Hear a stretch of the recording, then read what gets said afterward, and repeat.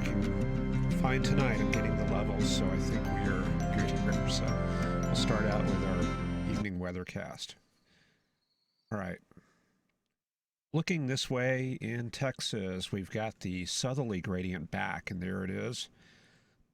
High pressure along the Gulf Coast right there. So this is more of a seasonal, typical pattern we see this season right here. So right there, high pressure, and you can see ridge all the way from Mississippi down to the Corpus Christi area. And that's driving this southerly flow from the Gulf Coast. But what do we got elsewhere? Nothing much going on here. Switch over to the digital atmosphere map. There's our streamline analysis, and you can definitely see the high pressure flowing away from Mississippi and Alabama. So high pressure right there. And as you go further west, we have our lee side low in Colorado and New Mexico. It may be more of a Bear Clinic low up in the Dakotas.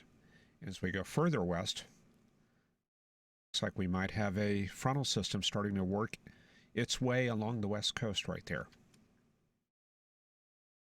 And we can back this up with a surface map, and there's that southerly flow here in Texas. And we have to go pretty far west to pick up any interesting weather. We go up to Oregon and Washington and take a quick look at that. And we do pick up some mid-level clouds right in here. Southerly flow coming up this way from the Great Basin area. We normally see high pressure in this region of Idaho and Nevada this time of year. So probably a little bit of that right there driving that southerly flow in Washington.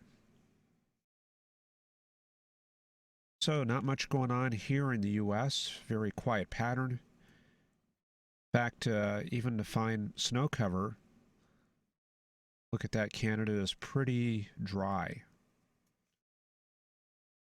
But who does have snow cover right now is Siberia. You can take a look at that, and there's a much different picture right there.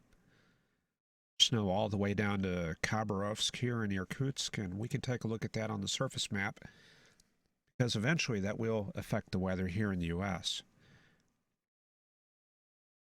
There's our temperatures right now. Very cold conditions, and even as you go further north into the mountainous areas, got some negative 20 readings right there. So those are very sheltered valley locations. Take a look at that on the chart right here, and yeah, they've probably got some fog settling in the valleys right there, and that tends to radiate its heat away, ironically. That's kind of what's going on there. As that air mass deepens, that will gradually shift into the Arctic basin and make its way into the U.S. That usually happens around November or December. We start seeing those air masses start dislodging and moving westward. Kind of ironic to go on the western part of Siberia here and look at that warmer air making its way inland from the north. So yeah, as you go westward or as you go eastward, air masses do tend to get very cold there. Now we can take a look at that on the thickness chart. Let me switch over to Asia here. Okay, I don't know if you can actually see that. This is a very cluttered map here. But if you look at the thickness lines, which are these red lines, see a bit of an Arctic air mass over eastern Russia right there. And the core of that, this is some useful information. This is over eastern Russia. And this is telling us that the Arctic air is deepest right in this area. So if we have a fetch of southwesterly or westerly winds, that will drive this very cold air over the Arctic basin. And we see that from time to time. The problem right now is there is a lot of pack ice. So anyway, let's go back to the U.S. very quickly and look at our forecast here. Get the panel all situated here. Okay, there we go. Switch these titles out of the way. There we go. Seems like I always forget something. Okay, pattern is looking like this. And we can see there's an intrusion of polar air into the eastern U.S., and the core of that is over Pennsylvania and New York right in here. Over the central U.S., though, lots of warm air all the way from Texas up to Nebraska. And the conditions are actually cold in Texas right now. We've got probably 80, not 80, we got something more like 50 degrees here in Texas. We can take a look at that and figure out why.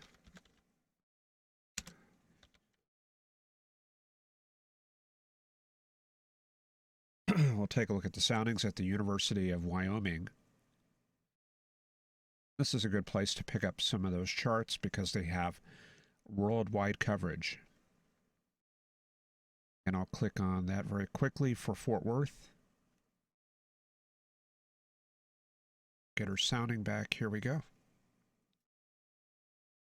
So you can see what's going on here. Even though we do have warm air through an average of that layer from surface to 500, see there's that warm air. It is being balanced out somewhat by this cool air down here. So what we have here is a frontal inversion located at about 5,000 to 6,000 feet. And when you have these frontal inversions and you have very strong heating, you will tend to develop stratocumulus layers right around here on the sounding. So this is about 5,000 feet up. I don't know if we had any of that today, but that's one explanation why you have this very cool air, even though the thickness chart shows we have warm air mass in this area. So you do have to kind of look at all the charts, go along. So we should quickly mix out and displace that polar air over the next couple of days here in Texas, and we'll get back into a warmer, milder pattern by the start of next week. And out on the East Coast, cool air also modifying as it shifts southeastward. So what kind of changes are we looking for the next week? Doesn't look like a whole lot in the Pacific Northwest here. Also looks very quiet. So we go to Thursday, and we do get one little Great Lakes system right here. Friday looks like we get another frontal system making its way across the Dakotas to the Great Lakes. So this corridor here in the northern U.S. should be active by next weekend. Looks like a little bit of an intrusion of polar air working its way southward into the Mississippi Valley. Then by Halloween, here's our forecast for Halloween. Run that forward. And we're looking at the tail end of that Arctic air, or that polar air mass, very mild polar air mass, across the southeastern U.S. into the Kansas and Nebraska area. So probably very cool conditions here and even further north. And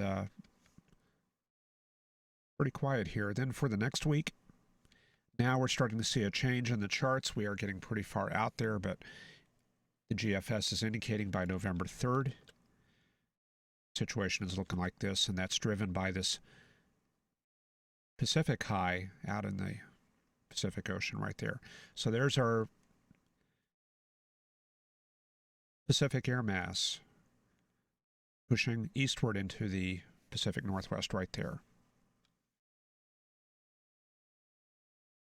And by Thursday and Friday, we're getting 2 weeks out there, so a lot can change, but the scenario that the charts have is a very cool Pacific air mass driving all the way into Mexico. See that right there? So even though this is not a polar air mass, it should be pretty cool according to these charts. And again, I would expect to see some changes in the forecast as we get into the 240-hour range. Okay, so that's our look at the upcoming couple of weeks. Not a whole lot to look at, but that's what we got there. All right. Hello to everybody in chat, and Michael, glad you got the book there. And I guess I'll see you all tomorrow night, and I'll see if I can maybe bring in some special features for us to look at, since we've got kind of a stagnant weather pattern here. Anyway, I appreciate you all watching, and we'll see you tomorrow night.